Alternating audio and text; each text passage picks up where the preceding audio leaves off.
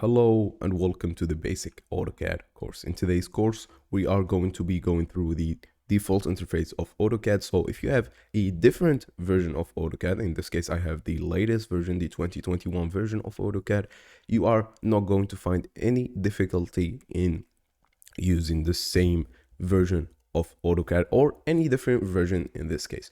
So without further ado, let's get started already. This is a very simple and basic lesson. You just get familiar with the interface, know what's available and what's not available. So as the starter thing, the first thing to know, we can find here the menu to add, open already saved files, save a new file, save as a new other file, import a file if you have a PDF, other formats, DGM format. We are going to look at all of those stuff, and also export a file itself, publish a file, like send it to someone, send it to a 3D printer, send it to something like this, print the file as well, drawing utilities, and lastly and not least, the close. You can close the current drawing and all drawings or open new drawings.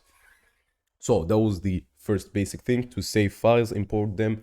We are going to just focus here on just opening new files, saving them, and importing them and exporting them, as well as printing them, as those are not that used. So we could also see here the menu. This is the main menu here: home, insert, annotate, parametric, and you get the idea. There's the whole lot of stuff in menu. We are going to go also through every single one of them, understand what they are doing and understand their functionality. So for example, we have here the home. We could choose the line and you draw a simple line here, which is pretty cool. So if you flipped up something and you would like to go back and undo it, the thing is Control Z. You do Control Z and you are good to go. Control Z, you are good to go. So if you mess up something, don't worry at all. You can just press up Control Z and you are good to go. You could also open a new drawing. For example, let's draw just a line here and hit ASO. And let's open a new drawing here. Let's click open. And you can see it's a totally different and a new thing from here. It's just a isolated, you would say, an isolated area, an isolated environment from the other drawing.